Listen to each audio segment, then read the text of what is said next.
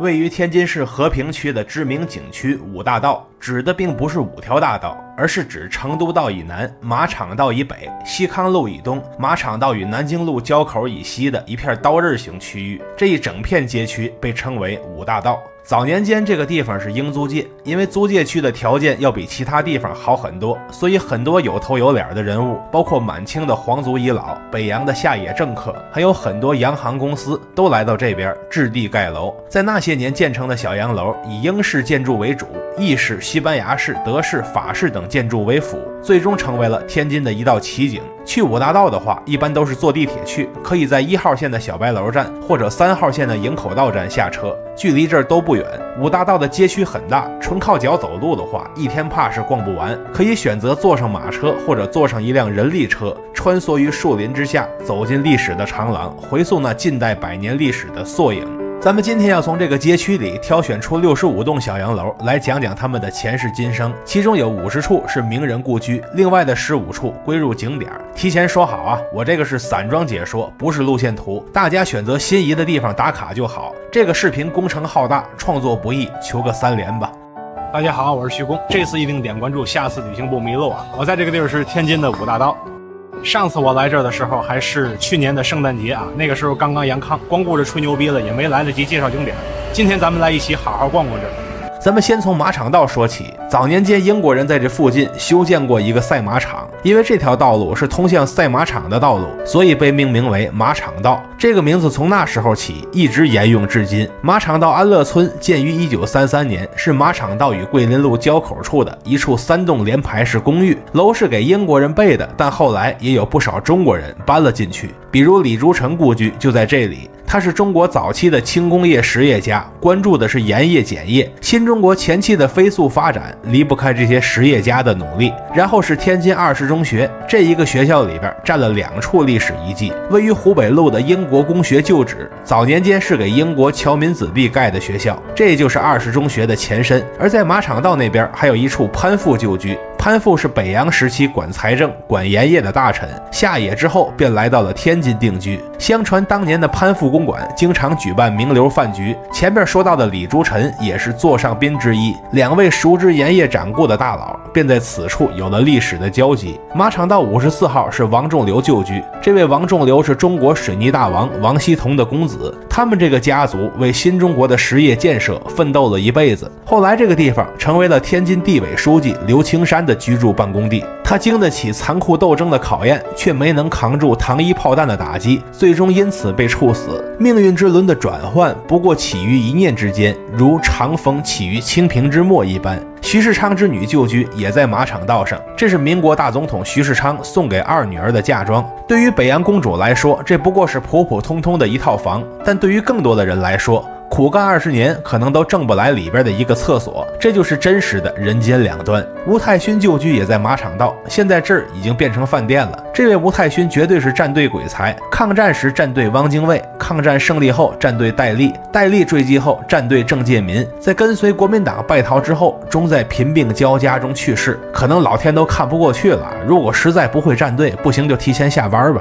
马场道的香港大楼在上世纪50、60年代曾是天津市的高干楼，如今这边仍是居民楼，只不过如今住的还是不是高干就不得而知了。或许每一扇小小的铁门之内都藏着一段长长的故事，这些故事如同多数人既波澜壮阔又默默无闻的人生一般，终将被世人遗忘。然后我们来到雍建秋旧居，他早年间当过天津造币厂的副厂长，后来以基督教徒的身份成为了一位慈善家。虽然他曾是这里的主人，但没怎么在这儿住过。鉴于他过往的贡献，这套旧宅仍以他的名字来冠名。有贡献的人理当被铭记传颂，立他的薪火更是应该代代相传。说完马场道，我们走进木南道，能在这里看到卞氏旧居。卞家是龙顺荣药店的股东，藿香正气水就是龙顺荣研发出来的。虽然这玩意儿比崂山神水还难喝，但是它真的提神顶用，这才是良药苦口利于病，总要有勇敢的人把它端起来一饮而尽。除了中医还有西医。我们来看方先知旧宅，这位方先知大夫是浙江人，是一位骨科专家，他在骨结核病的治疗上做出了创新，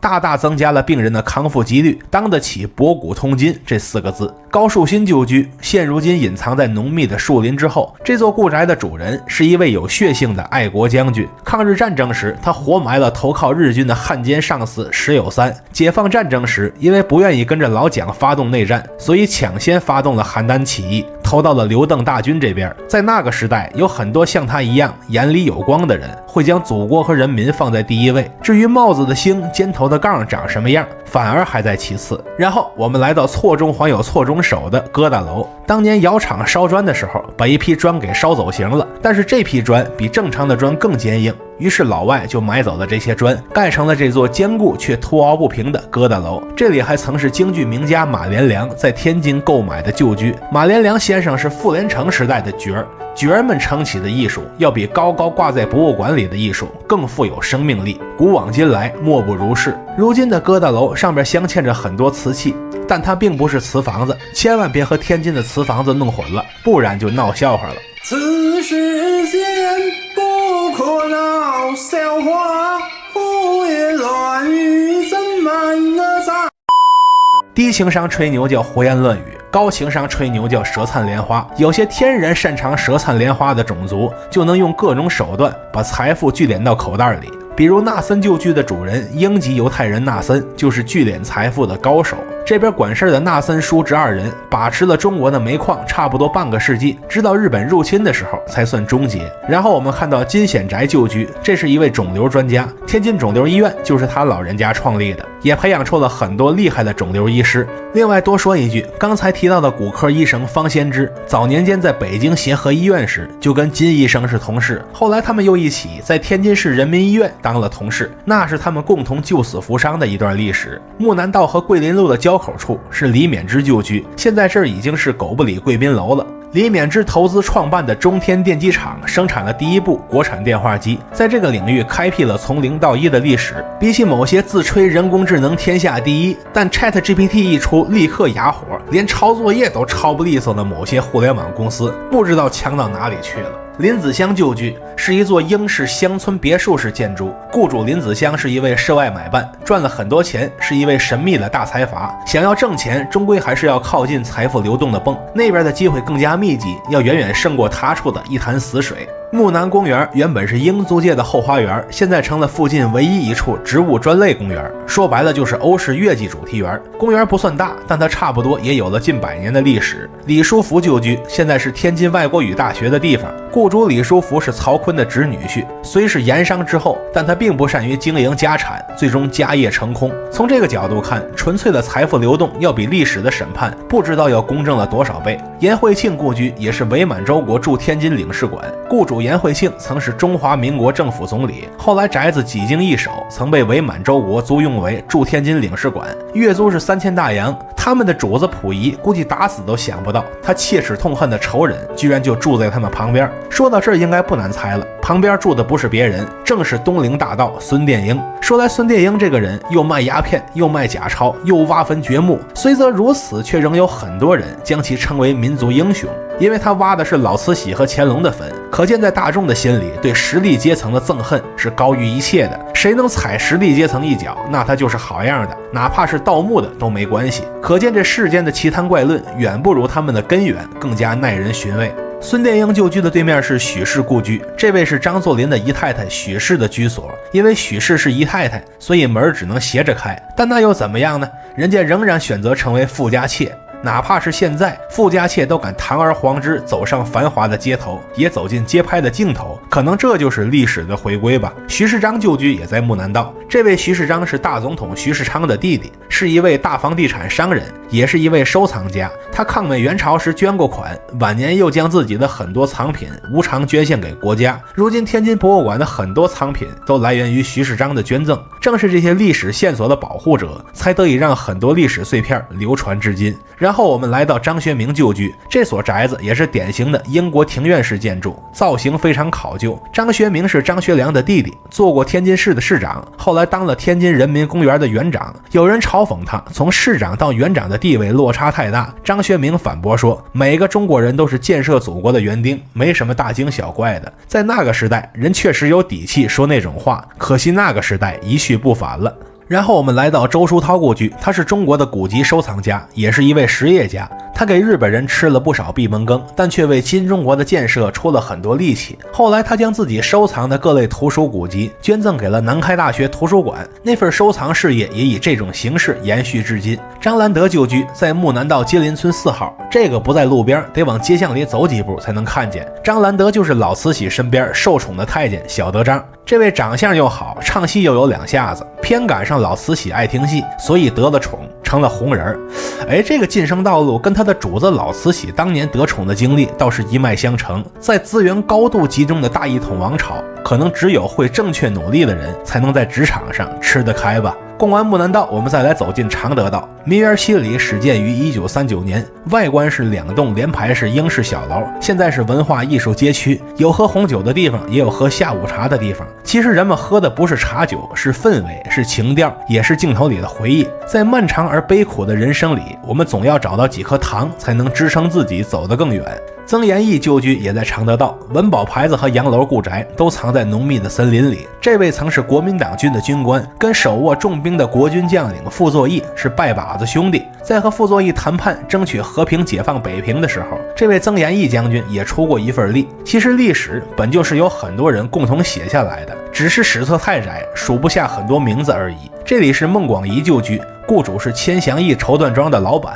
在做大之后，甚至在全国各地开了几10家分号，也算是天津早期的大实业家了。现在这栋房子里边仍然是一家实业公司，也算是另一个层面的文化传承了。张福运旧居也在常德道，他是第一个在哈佛大学留学的中国人。我们都知道啊，大清把关税自主权给丢了，但张福运不仅把它收回来了，还让海关顺利实现了国有化，这是巨大的功劳。每个为国为民殚精竭虑的人，理当在国史和民史中都留下浓墨重彩的一笔。茂根大楼旧址是一座公寓式住宅楼，咱们前边逛过了徐世昌二女儿的宅子，而这栋宅子的投资商就是徐世昌二女儿的丈夫。因为那位北洋公主的名字里有一个根字，所以这栋房子被取名为茂根，这大概就是希望家族枝繁叶茂的良好祝愿。然后我们进入大理道，陈光远旧居便在此处。这位陈督军是北洋军阀的一名干将，早年间在北洋政府带兵，后来在被曹锟免职之后，他投资各种实业，赚了一大笔钱，成了豪门巨富。身居高位之后下野的人，有的富可敌国，有的贫穷惨淡，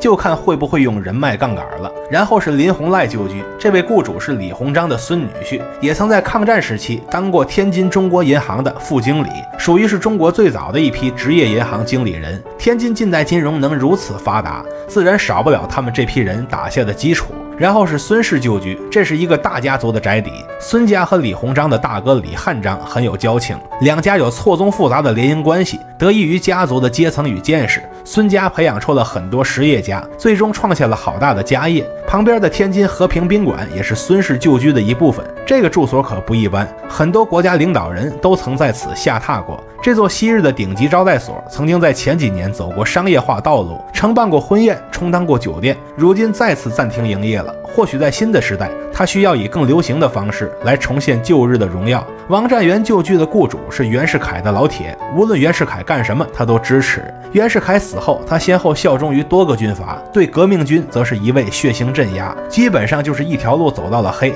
忠诚本不是罪过，但如果盲目对旧时代旧事物忠诚，可能在朝阳升起的时候就要提前谢幕了。走进五大道的核心地带，就能在民园体育场的边上看到资裕府旧居。这位雇主以前经营永发顺木器行，是天津这边的富商大贾。现如今这座富商故宅已经变成了一个幼儿园，从钟鸣鼎食的热闹到朝气蓬勃的热闹，这座故宅以意外的方式走进了一个新的轮回。民园体育场就在旁边，早年间这是英租界的体育场，后来在1925年短跑健将埃里克·利迪尔对它进行规划改造，让这个地方旧貌换新颜，从而成为亚洲的经典体育场馆。可惜在二战期间，利迪尔被抓到日军集中营被迫害致死，一代名宿就此烟消云散。但这座体育场却以历史见证者的身份被一路保留到如今。沿着民园的外围走，就能看到很多小展览馆。我随机抽取了一个拜师博物馆，走了进去，这里边陈列的是各种奇石工艺品，对这类展品感兴趣的朋友可以去这里看一看。另外，五大道历史博物馆也在民园的边上，全价票是30元一位，各位可以按需决定是否参观。民园外围还摆着一个大力神杯的雕塑，不过我没看见有人在这打卡。在不久的将来，万一中国男足真的捧起了大力神杯，这地方应该就火起来了吧。逛完民园体育场，我们走上重庆道，张作相故居就在重庆道上。这位是东北王张作霖的结拜兄弟，也是绿林出身，是张作霖的亲老铁。这里说一句，张作霖的另一位亲老铁汤二虎住在河北区民主道那边，感兴趣的朋友可以顺便逛一逛。工信站旧居也在重庆道上。这座宅子的雇主以前是中国实业银行的董事长，也在北洋政府管过财政。现在这栋房子里边仍然有人，但属于是个人还是公司就不太清楚了。金邦平旧居也在重庆道，从清朝到北洋，他一直是跟着袁世凯混的。这里多说一句啊，金邦平是天津市耀华中学的第4任校长，也为教育事业出过力量。我们的象牙塔里需要更多象牙塔外边的人，将他们的见识和经历带给后世的莘莘学子。天津庆王府在一大堵白墙的后边，难得有这么一个可以买票参观的地方，全价票24元一张。建房的人是老慈禧身边受宠的太监小德章，宅子的住户是庆亲王载振。他在溥仪退位之后长期定居天津，投资了不少实业，劝业厂就有他的股份。这种与时俱进的眼光是比铁杆庄家更铁杆的财富密码。说到实业，在重庆道的山义里就是实业家族陈家所投资建造的房子。他们陈家是中国第一家水泥厂启新洋辉公司重要的大股东和管理者。那个时代的工厂拥有划时代的意义，它促使很多农民奔向城市成为工人，悄无声息间推动了历史的进程。重庆道还有一个孙同轩故居，这位是抗战期间的国民党军司令，但这个人认可的是抗日思想，厌恶的是内战行为，所以经常明里暗里保护手下的地下党员。至少我们还记得孙同轩将军，但那些隐姓埋名多年的无名英雄可能连性命都没能留存下来，他们躲在历史的暗面，却给我们换来了前所未有的光明。